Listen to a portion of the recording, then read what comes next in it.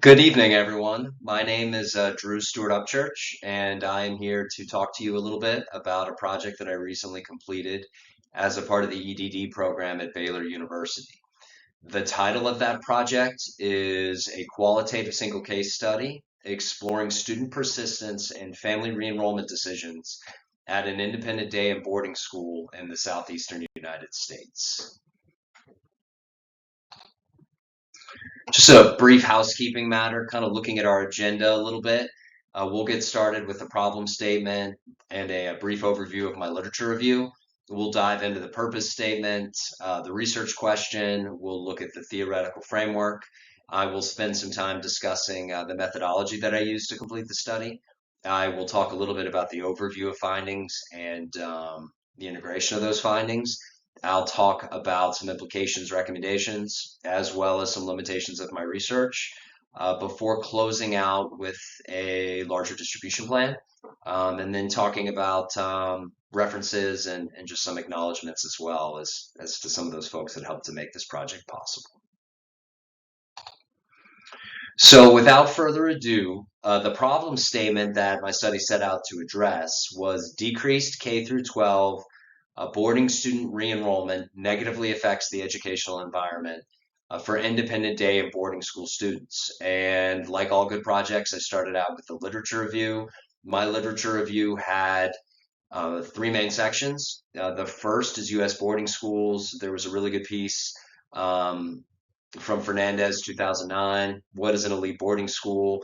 I thought that that was important as it helped to frame some of the discussion as well as to describe kind of the climate and the atmosphere at the research site. They talk about demographically elite, historically elite, kind of everything that you think of when you think of prep schools or kind of New England boarding schools. I think they do a really great job kind of framing that.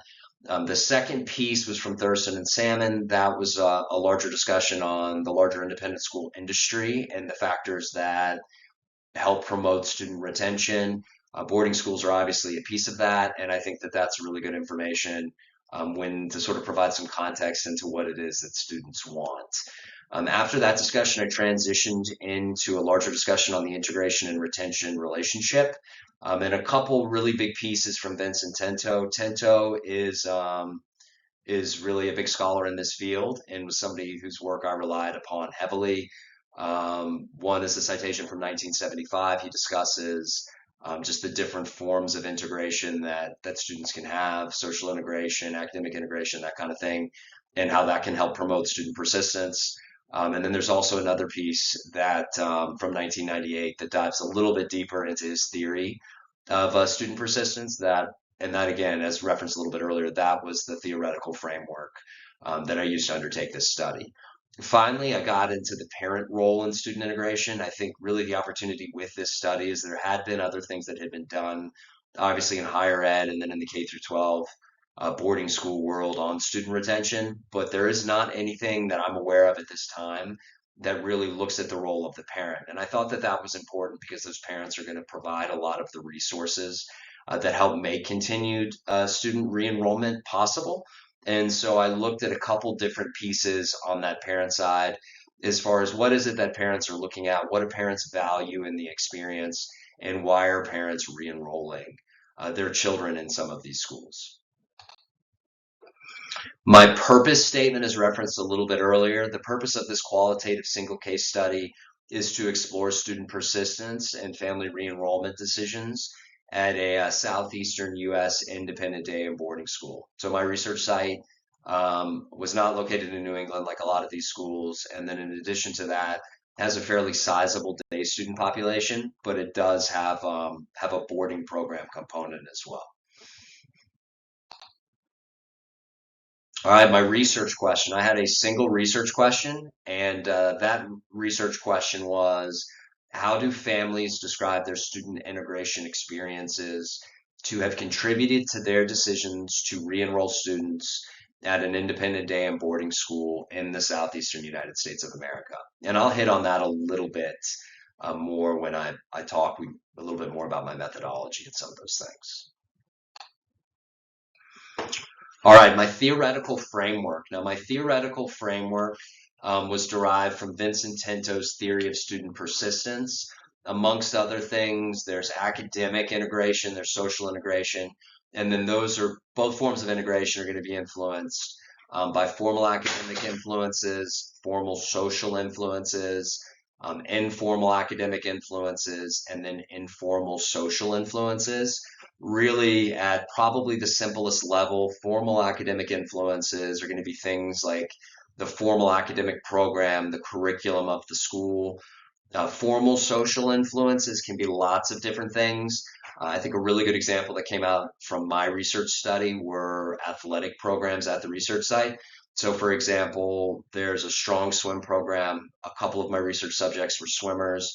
That was something that was discussed in depth from both of my units of analysis were, just the influence of that swim program. Informal academic influences are sort of the experiences that come about as a result of that academic program, whether the experiences have been positive, negative, if people have had to learn to persevere, those sorts of things.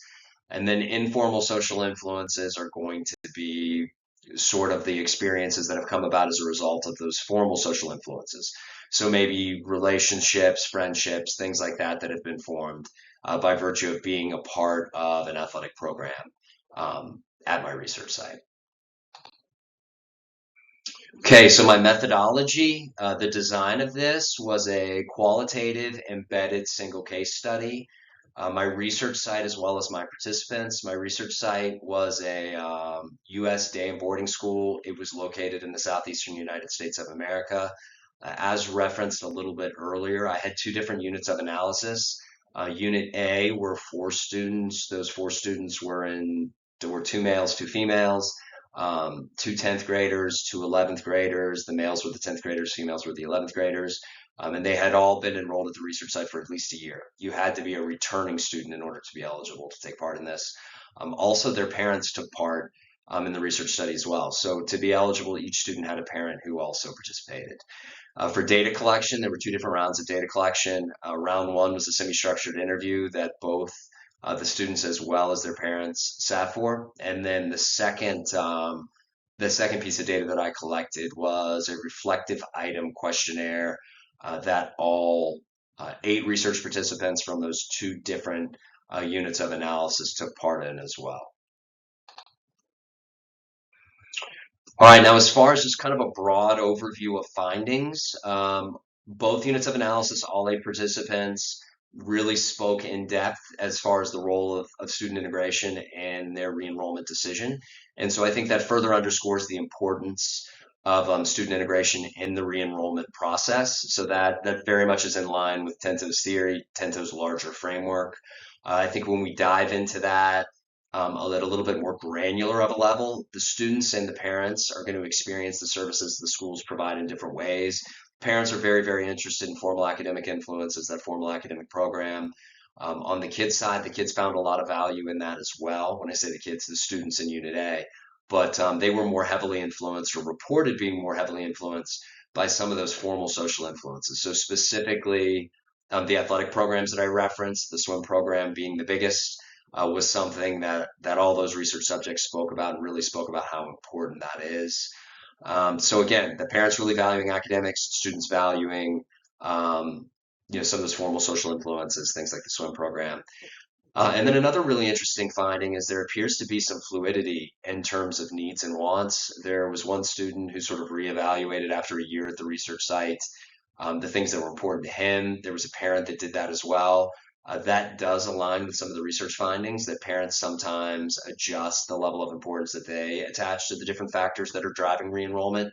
And then we know that that occurs with students as well.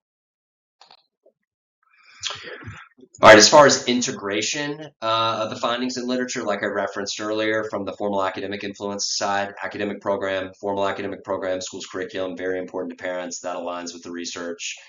The students were also spoke highly of that as well, and we know that academic integration is one of the ways that that students integrate with an institution, and we know that that drives persistence. On a formal social influences side, we know that students can integrate by participating in the life of the school, and participating on an athletic team is very much a part of that process as well. So that's something we've seen. Informal academic influences, we know that the students spoke highly about having a good experience in both forms of data that I collected. We know from Tento and from some of Tento's earlier work that when students believe their education has value, they're going to do virtually anything in the world to go ahead and to persist in those educational endeavors. On the side of formal social influences, we know that students really value social relationships. A lot of the students in Unit A spoke about that. And then on the parent side, we know that that success from the students is partially due to the parents because the parents really lay that groundwork that helps students find social integration while at school. Kind of another point that I thought was really interesting is, it's granted this is only a single study, it was a very small research study, but there were not any research findings that directly conflicted with any of the research literature that I found along the way. All right, so as far as implications and recommendations, kind of had three big implications and recommendations. First off, for admissions professionals and independent boarding schools, student integration very much influenced retention decisions. So I think that's important for that group to keep in mind. I also think it's important because parents and students really value different aspects of the experience, that admissions professionals should look to target those groups in two different ways. Figure out what's valuable, what they find value in, and then to go out and to really target those groups in accordance with the things that are important to those groups. The second implication recommendation for faculty and staff, relationships really matter. I thought it was interesting that the athletes who took part in the study, which were all four members of Unit A, all spoke really heavily about their involvement on their athletic teams, and a couple spoke specifically about the coaches. There was not any mention whatsoever on the academic side of things, as far as really being influenced and really valuing relationships with teachers or advisors or things like that. So I think faculty and staff can be used to really help promote student integration in that way. I think that's an opportunity there, and something that schools like the research site could really take advantage of. And then also the dormitory staff was the final group I had implications recommendations for. Both the students and the parents really valued the community of the research site. I think in the absence of parents, in the absence of the kids' parent or the kids' families, the dormitory staff really fits that role, and there's an opportunity there for them to build community that can help further drive student integration, student persistence. Limitations, as I referenced time, this was a single research study. It really took place over the course of roughly a year. Participant diversity, there were only 4 participants, 2 males, 2 females, 2 were domestic students, 2 were international students, but their parents were all their mothers. And so that is a little bit of a limitation. In addition, all those students were returning students, so they had already enrolled once. And then obviously participant response bias is obviously an issue as well, and the sorts of responses that I was able to generate. So not a perfect study, but some shortcomings and some limitations that I'm aware of. And then as far as a larger distribution plan, on the admissions professional side, they have biweekly team meetings. Looking forward to the opportunity to share this information with them. EMA, which is acronym for Enrollment Management Association, they have their annual meeting in September of 2026. That could be an opportunity to present at a larger national audience to discuss some of these findings. Boarding school faculty and staff, they have back to school meetings in August of 2025 that this could be shared. Also, the NAIS, which is the National Association of Independent Schools annual meetings in 2026. That could be an opportunity. And then finally, for the dormitory staff, there's a staff retreat in August that these findings could be shared. And then in addition to that, the TABS, which TABS is an acronym for the Association of American Boarding Schools, has their annual meeting in February of 2016. And then just a couple references that I discussed. And then finally, just wanted to say thank you to everybody who helped make this possible. A huge thank you to Dr. Vaughn. I really could not have gotten as far as I did without your patience and guidance. And then thank you also to my larger defense committee, Dr. Murray, Dr. Smith, for all of your time and thoughtful feedback. Thank you very much.